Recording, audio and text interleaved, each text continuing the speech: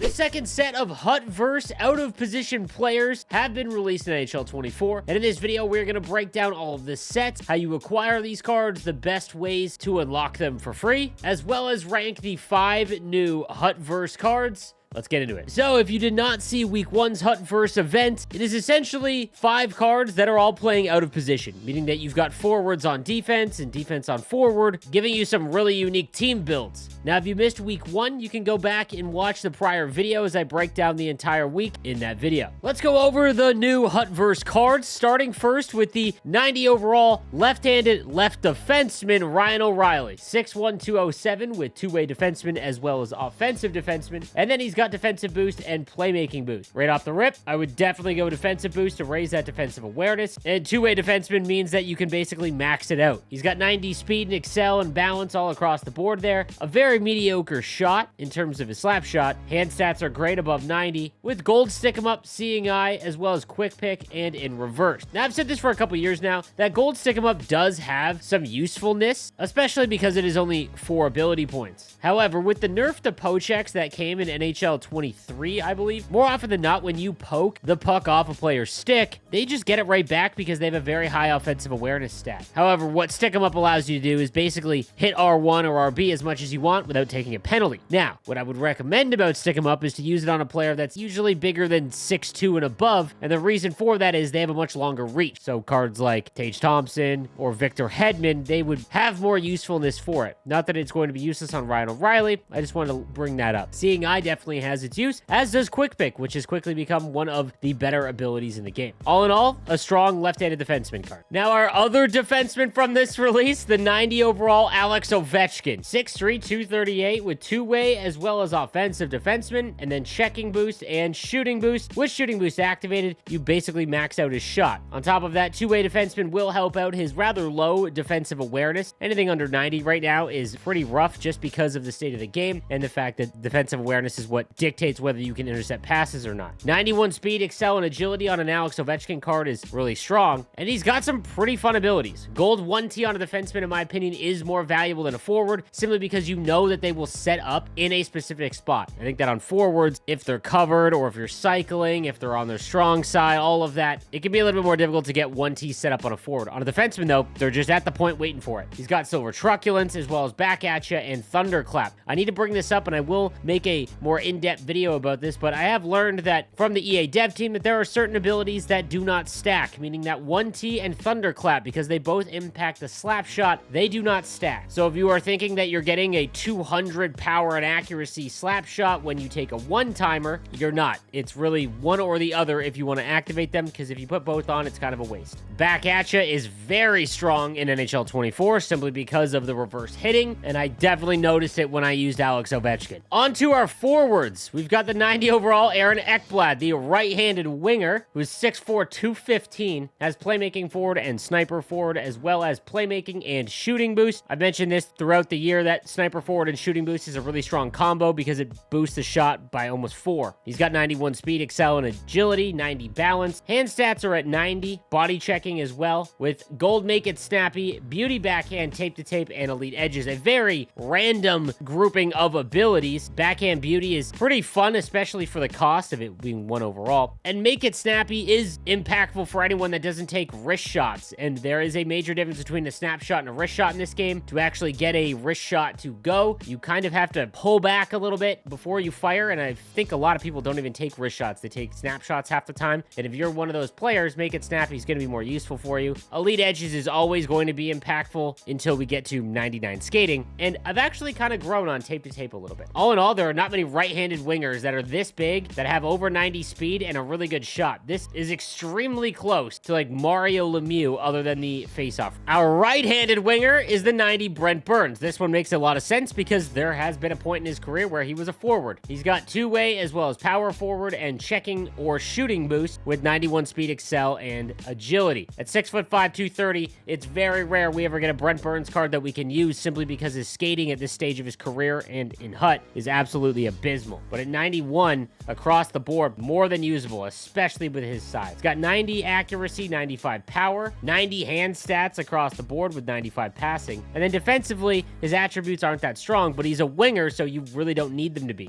At 6'5", 230, his body checking being 85 is not going to really hinder it all that much. Gold Total Eclipse. Talked about this in a YouTube short. It is a very useful ability that I feel a lot of people do not know about or realize an advantage that it will give on top of what it actually does, which is give you exceptional skill at screening the goalie and obstructing their view. When screening with this player, the goalie's reaction time is greatly reduced. But one of the biggest features of Total Eclipse is that it will light up whenever the goalie enters a screen state, meaning that you know when to shoot because you will literally see the Total Eclipse icon light up in front of the net. He's also got Close Quarters, Big Rig, which I don't find any usefulness for in this game, and then Big Tipper, which is a great combo to go with Total Eclipse. So all in all, an extremely fun card and one that I will definitely be getting. And then lastly, the 90 overall Chris Pronger centerman, 6'6", 220 with two-way and power forward, as well as shooting and defensive boost. 6'6", 220, 90 speed, excel, and agility with 90 balance, 90 face-offs, 94 body checking, great defensive awareness. This is a fantastic centerman card. His shot is a little underwhelming in terms of his wrist shot at 89, and his hand stats definitely take a big hit, where they're basically 85 across the board. I will say, if you are someone that goes left and right and puck handles a lot, you'll see this a lot in the higher divisions. I did notice that because his deking rating is pretty low at 85, that it was actually quite slow doing those movements, so something to keep in mind. But Gold Unstoppable Force, no contest, off the rush, and truculence makes him one of the best centermen in the entire game. You throw on defensive boost, and if you can activate two-way forward, let's say if you have Team of the Year McDavid at center, you can almost max out his face-off rating, making him legit one of the best centermen you can get. Now, I do want to talk about the cost to upgrade these cards. If you are going to go the route of creating them, for you to bring them from an 83 all the way up to their 90 overall, it will cost you 15 power-up collectibles. Now, when you refund them, if you were to ever move on, you will only lose 5 power-up collectibles when you refund, meaning that you will get 10 back in exchange, which is a pretty decent rental. With the 5 that you will lose, and with power-up collectibles taking a big hit in terms of price ever since Team of the Year ended, or the male Team of the Year ended, you're looking at about 88 to 90,000 coins lost if you were to break them all down. However, for any new player, something I want to bring up and just remind everyone that when you refund an upgrade, if it is only 1 power-up collectible, you will get 1 power-up collectible back. You will not start losing power-up collectibles until it is 2 and above. So if you are trying to test out these cards, you can safely put a power-up collectible in tier 2 and tier 3 and try them out at 85 overall. Now, when it comes to the objectives, the week 2 Hutverse cards, as well as week 1, will work towards completing the games played objective. And since there was 5 from the prior week, if you were to collect those as well as these 5, every single game you play will count towards 10 games played, on top of the extra one that you can now earn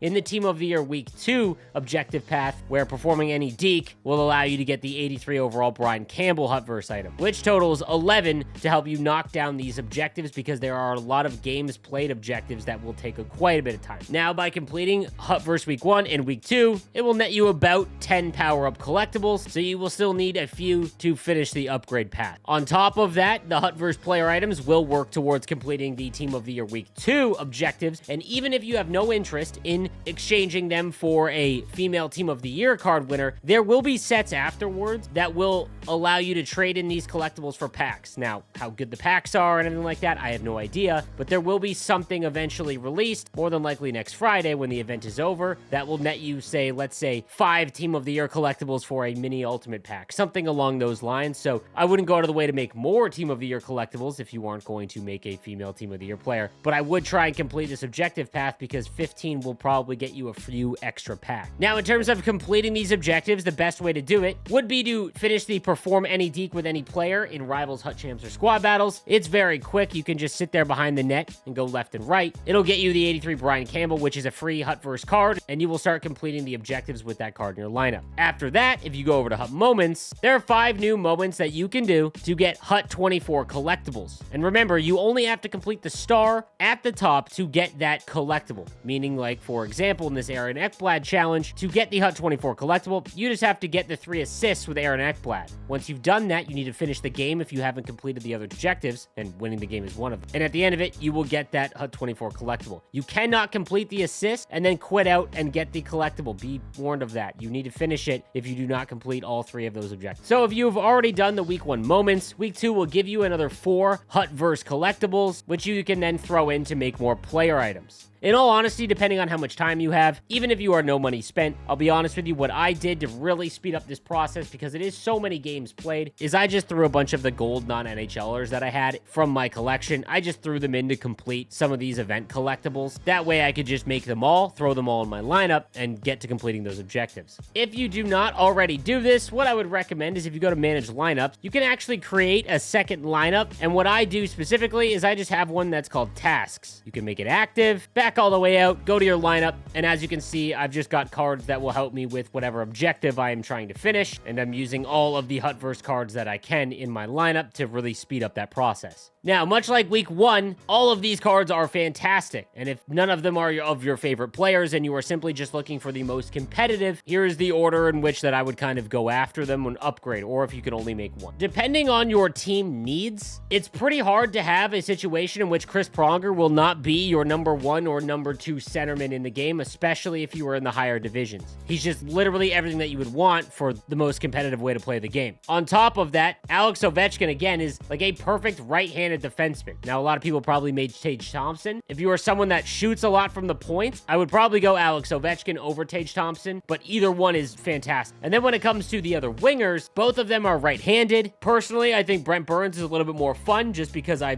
try for a lot of tip shots, and again, Total Eclipse has some pretty fun usefulness. But like I mentioned earlier, if Aaron Ekblad has elite edges on him, he's very similar to Mario Lemieux, just in build and everything. But honestly, you can't go wrong with either of them. The only one that I would probably have no interest in making, unless you were a fan of Ryan O'Reilly, is him. Just because there are a lot of great left-handed defensemen now in the game, especially when you consider team builders, Miro Heiskanen, as well as Victor Hedman, and even Kopitar from the first week. And lastly, like I mentioned, when you have your full lineup of those player items, all I do is I go to the individual games in squad battles and I simply play on rookie, and then 4 minutes until you complete all of the objectives like take shots, score goals, all of that. And when you finally just got games played, bring this down to 2 minutes and just burn through them. Because you can pause it, you can literally do this just throughout your day, and eventually you'll get these done pretty quickly. Again, if you have 11 in your lineup, like you're looking at less than 25 to get them all done. Thank you guys again for watching. I'll see you next time. Have a good one.